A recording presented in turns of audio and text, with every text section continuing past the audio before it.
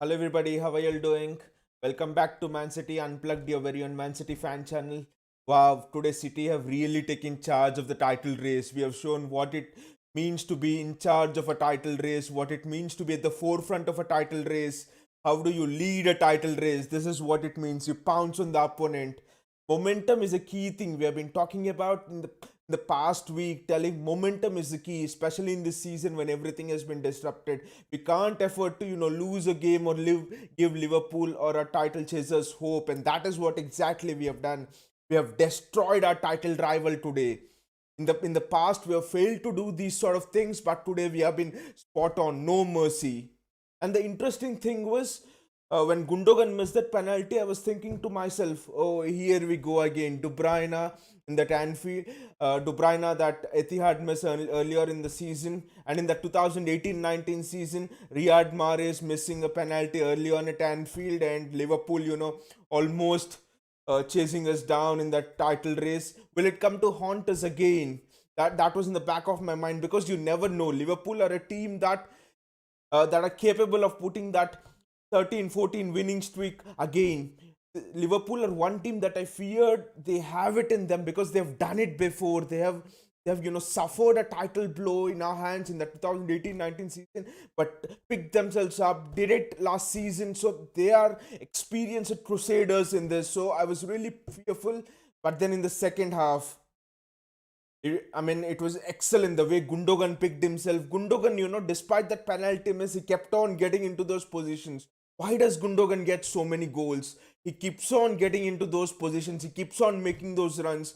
Keeps on making those Aguero-esque runs. I would tell you that Gundogan is fit to play the striker role for City this season. He's so good, and I'll not be surprised if when De Bruyne is back, Pep will start Gundogan up front in that false nine role. He's excellent in that. But there is one thing I would say here. When Lionel Messi played that great match, I think when he was 19 years old, when he just made his debut at Santiago Bernabeu against Real Madrid, and all of Real Madrid's crowd, the all of the Real Madrid's hostile crowd got up and applauded him. I think the same would have happened to Phil Foden here at Anfield if the crowd was there. The performance of that guy was just unbelievable. It just belied his ears. It was beyond his ears. There was no way that he could have so much composure. He could have so much of positional sense, so much of an how understanding of how to take a touch, how to turn, whom to pass. He didn't do a single mistake, I would say, especially in the second half. He was just his breathtaking best. Our Stockport Iniesta has arrived. This is the first real gem from Manchester City's academy, and hopefully we'll produce much more in this um, in, in this great line of youth, I would say.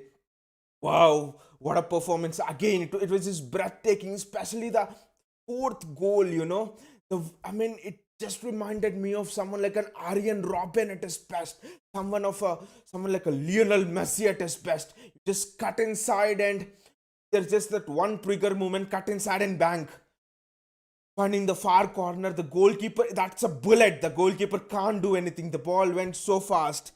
It was just breathtaking from Phil Foden. And I was just listening to Phil Foden's interview after the match. Wow, this guy, he just has composure. He just has that City captain written on him all around. The way he was speaking in that interview, his composure, he was still talking about the need to maintain concentration, the need to maintain hunger. But there were two words that he really used: passion and courage. Courage was the word that really struck me. He told that in the first half we were not playing with courage. We showed more tenacity. We showed more passion for the ball. We went for the ball. That's why Allison did all of those mistakes. For a 19-year-old, for someone who has barely turned 20, speaking that kind of a way in which veteran leaders of 28, 29 years speak. It's just fantastic. The way, the hunger this guy shows to improve his game all along. It's just unbelievable. There were two really important things, I would say. The first one is, it's not related to this game, but just I want to highlight the mentality of the two coaches, both Klopp and Guardiola are excellent coaches, I would say, to pick Liverpool up from that 2018-19 league season defeat and then get them to grind out everything again next season. Fantastic attitude by Klopp. Same thing by Pep this season when City looked down and out this season till October. Pep has picked City up and he has driven us towards where we are. But then that 2018-19 season, January the 2nd, 2019, I think, I don't remember the date so well. City were going to Liverpool. Liverpool were coming to City, and what City were 7 points behind Liverpool, and if it was almost like today's scenario, and if City lose, Liverpool would go 10 points ahead, and the title race was virtually over. Pep Guardiola, before that match in the press conference, he called it on. He said, if we don't win today, the title race is over. We either win today or it's bust for us. It's nothing else. It was the ultimate battle cry, and I was actually surprised. That is the first time I saw someone give out such a battle cry, especially a manager, telling that if my team doesn't win today, it's all over, putting unnecessarily pressure on the team. And that match, City fought tooth and nail. They were pushed to the back of the wall, and then City won that game, and then we went on to put on that 14 match winning streak, and we won the title that season. But before this match, strangely, why I'm comparing these two moments is, before this match, Klopp, he was referring to excuses. He was telling City had more. City had 2 weeks off due to that COVID break, so they had more rest. That is why they're playing at such a high level. Excuses. See the difference in the mentality. This was for me a potentially title deciding game. If Liverpool won, the gap would have potentially lowered down to as much as 4 points. Even though City had that game in hand, it would put pressure on City because the game in hand was Everton, and it's Everton away, and it's never easy for City. And Liverpool potentially, realistically, had the chance to get into this title race if they won this match. But Klopp, no, he was always seeking excuses, speaking about the players that are missing, speaking about the COVID break, and all of those things. That's the difference in the mentality that will decide the season's title. That's what I feel. Not just this season's title, any title race, any championship. Yes, the players, how do you perform, it's important, but then the mentality as well. The game is always won mentally before it's won on the field. The game is always won by the strategies you make more than it is won on the field. And that is where Klopp, I think, he showed this weak mentality, and that proved the difference today. It was mentality that was very much the difference today. Now let us go into the players' ratings. So first, I'll come with Ederson. So Ederson on goal. Ederson, for me, when the match started, I think in the first third or fourth minute, he had a miss kick. It was similar to Alisson's, but it was in a bit more dangerous position. I think it was Sadio Mane or it was Mo Salah. I don't remember, but they didn't quite have the composure to make the most of it, and then City surrounded them and got the ball back. So Ederson didn't have a good start to the match. Gary Neville today in commentary was using the word tentative. Both the teams were tentative, lacking confidence to go for it. Strangely, City was tentative as well. You can notice whether City is confident or City is tentative and lacking that sort of that bit of belief when you see how Ederson passes the ball out, especially when the opponents press him. And Liverpool, they press really well in the first 10-15 minutes, I would say. City really struggled to impose themselves in the game the first 10-15 minutes. So Ederson gave that ball away, and he was just sloppy in the first 10 minutes. But then from a corner, he came out and he really commanded the box and caught the ball. His positioning in the box on corners was excellent. The way he played out from the back, apart from that mistake, was excellent. His handling was magnificent on a cold afternoon where it would be, I thought, a bit tricky. People blame Alisson, but then it was a cool day and it was a bit tricky for goalkeepers. But Alisson's handling and passing were spot on, I would say. Excellent. Apart from that one mistake, and he didn't have much saves to make as well. That penalty, it's always, for me, if you ask me, penalties are always like, it's a chance for a striker to score a goal. If the goalkeeper saves it, it's a bonus. But it's always the striker, so I don't blame him at all for the penalty. I'll talk about the penalty a little later and why I think that's it's not a penalty, but that's how the modern game has become. So Ederson for me, 7 didn't have much to do apart from that. Handling was good, passing was excellent, tight situations he was calm. He's really the most cold-blooded player I've seen in terms of responding to pressure. There was a moment when Sadio Mane was chasing him down, and he took the highest number of, I mean, the most amount of time that any goalkeeper could take before clearing the ball accurately, I would say. Mane is one of the most tenacious players in the league. The way he retains, gets the ball back is just excellent. Sadio Mane, and against such a player, Ederson, wow. All of his touches were assured except that one mistake in the starting. Otherwise, he didn't have nothing to do in this game. And it's just because of that one mistake, I would say he's got a 7. Cancelo. Cancelo today, I don't see him. I didn't see him put a foot wrong, but then Cancelo was very conservative today. Yes, he tucked into the midfield when we were out of position. I'm sorry, when we were in position. I mean, he and Zinchenko came into the midfield, but Cancelo didn't affect the attacking play as much. He was more concentrating on that defensive play, especially with Sadio Mane being there. Pep knew that Mane and Salah are two players who he has to keep quiet if he didn't want to reignite this title race again, if he really wanted to make an impact and win the game. And Cancelo, he was excellent defensively. Sadio Mane, I mean, he was helped by Mahrez, he was helped by Bernardo Silva. He was really helped, but then Cancelo was excellent defensively as well. His positioning was really good. He did the basics right, but he was not an attacking threat, and that could be understood.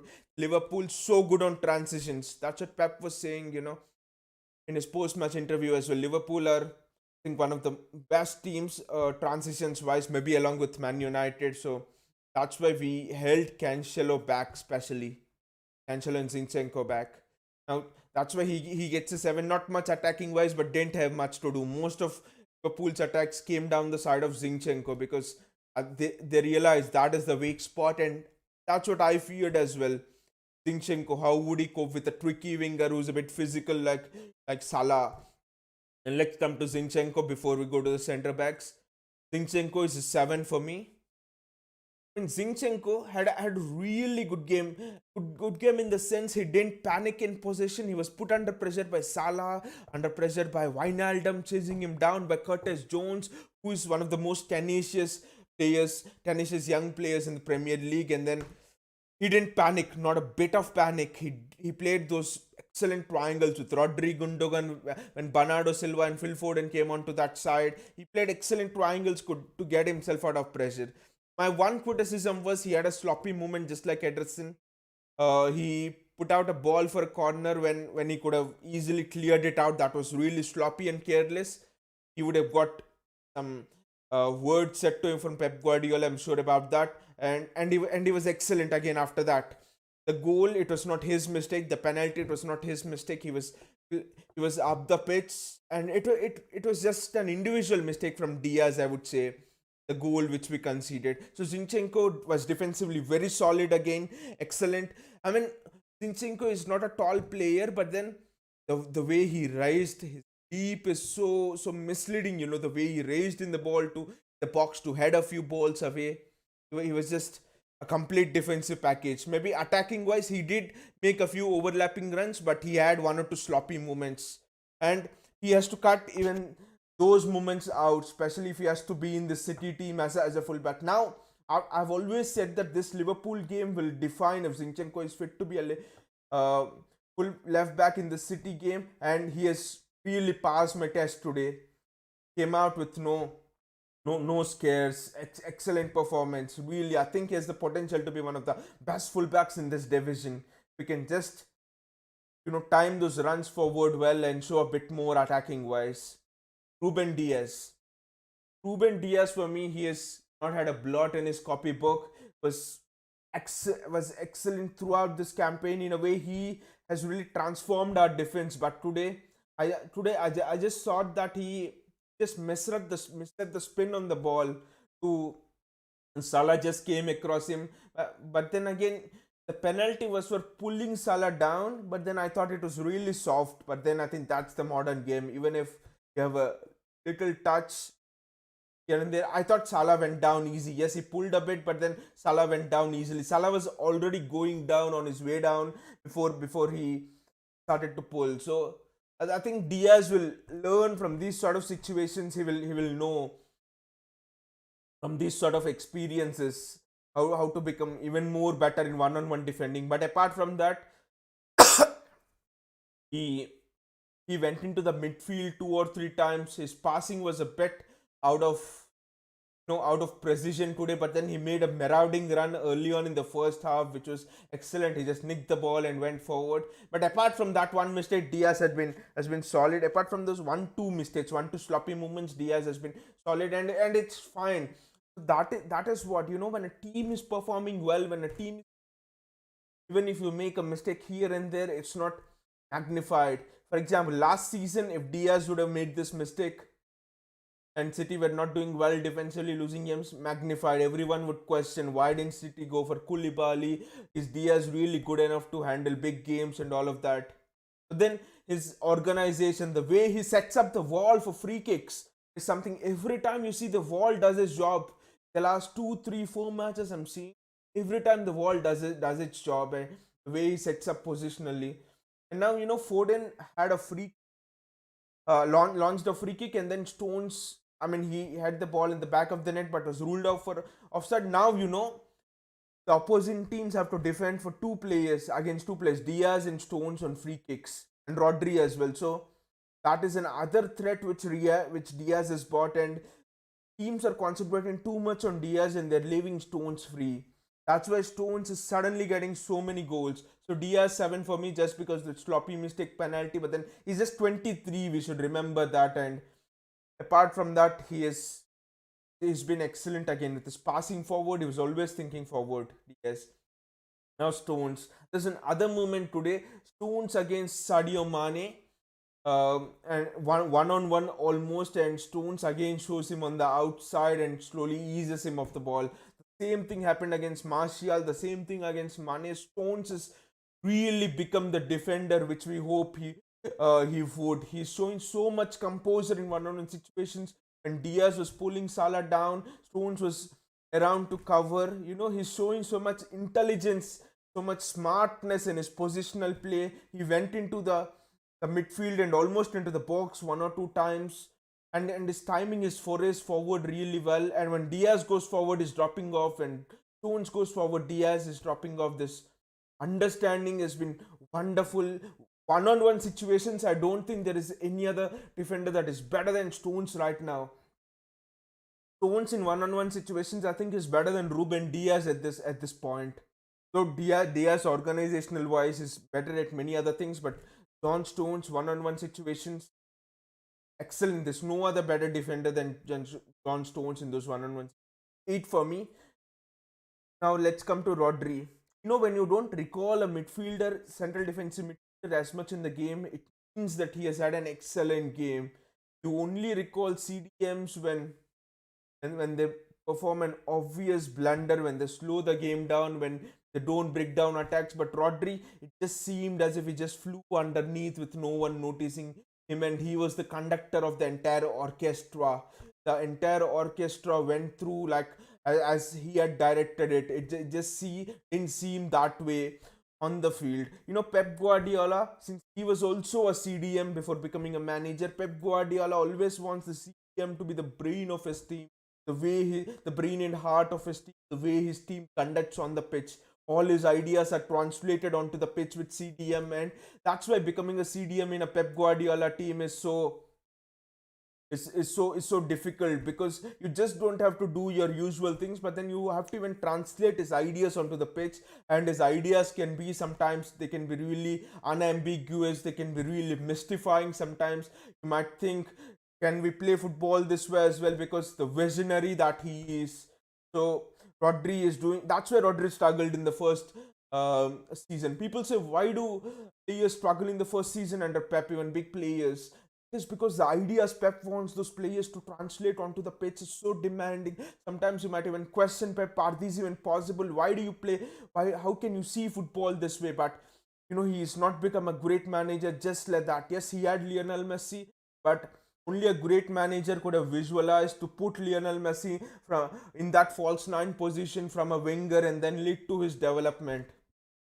That's what he's doing with Phil Foden. That's why Pep Guardiola is said to be this great manager who brings youth through so perfectly. So Rodri has been, his positional play again. He was at the right place at the right time in terms of breaking up play. He didn't, slow the play down, but he controlled the tempo of the play whenever it is needed.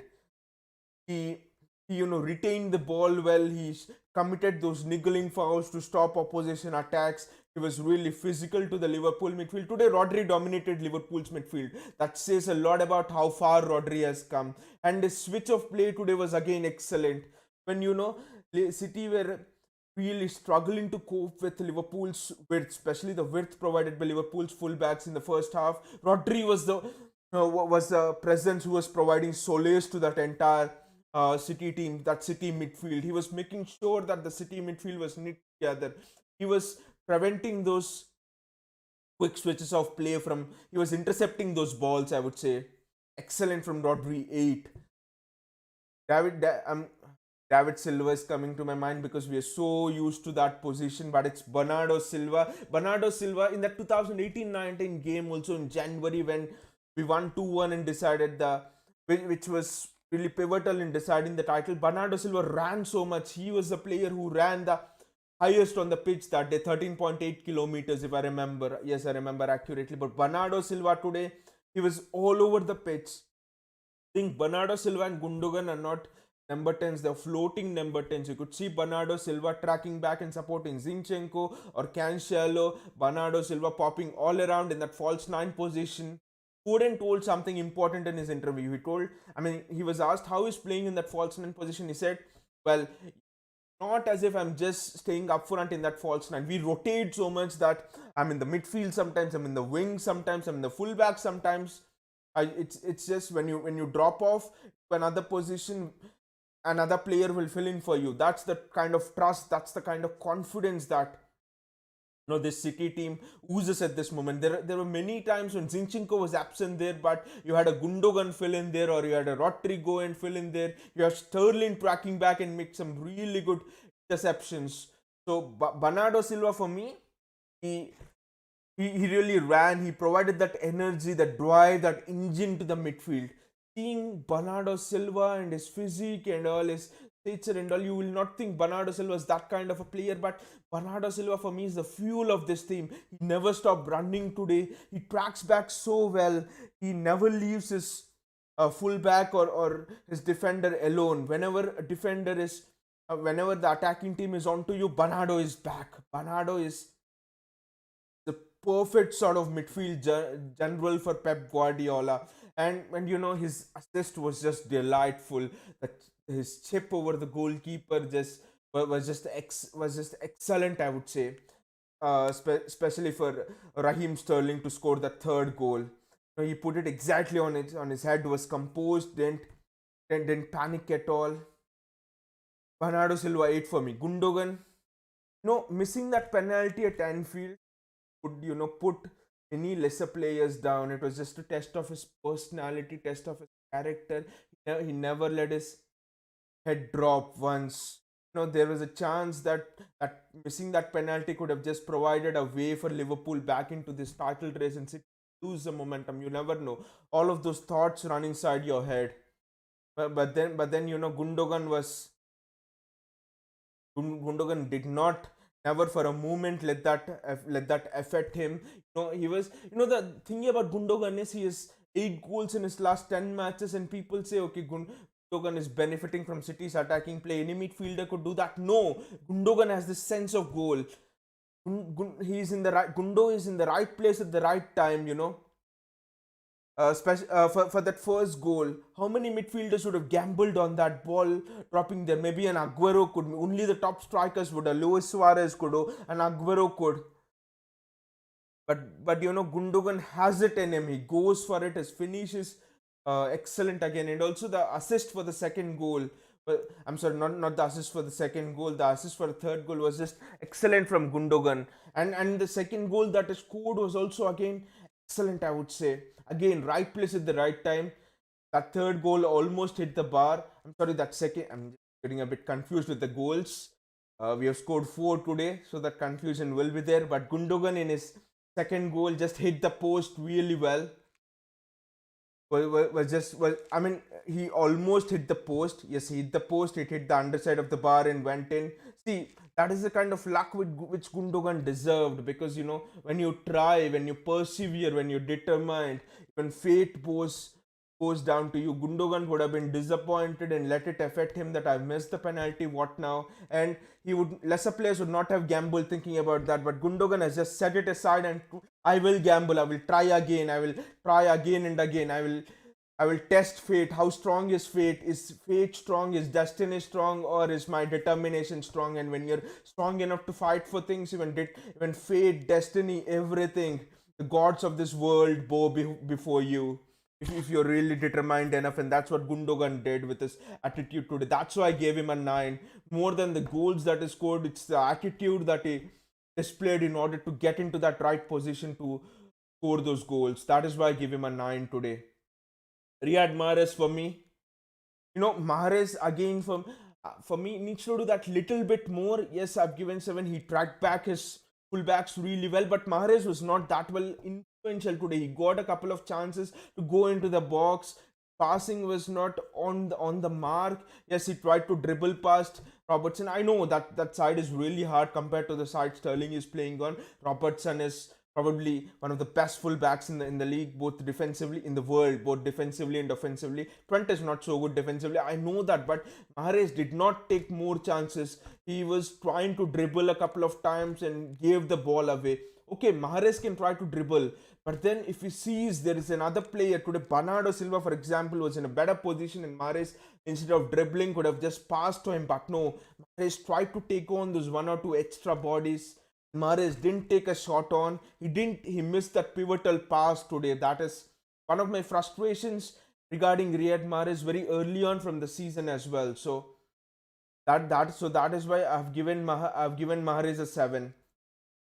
Now I'll come to Phil Foden at the end. It's very special for me. Phil Foden, Raheem Sterling had the beating of Trent all day. Sterling was positive. Sterling's back to his best. The way he was driving at Trent. Okay, he drives in all the matches, but then he gives the ball away. No, today he had the composure to find that pivotal pass. He had the composure to be in the right position at the right time and not miss it. That header in earlier seasons for his third goal, for Sterling's goal and City's third goal, he could have just put it outside. He could have just headed it in an awkward way, but not today. He gambled in that position, and then cute little pass from Bernardo Silva, and Sterling put it away. He had, I'm repeating myself here again, Sterling had the beating of both Fabinho and Trent Alexander-Arnold. The Liverpool defense on that side was literally scared to go against him today. This is the Sterling of a season and a half back. This is the confidence that Sterling was displaying a season back when he scored those 20-25 goals season and a half back. He was not afraid. He was just taking defenders on. He was going past defenders with ease. He was composed enough to find people in the box. The best thing about Sterling today was he was composed enough to find people in the box.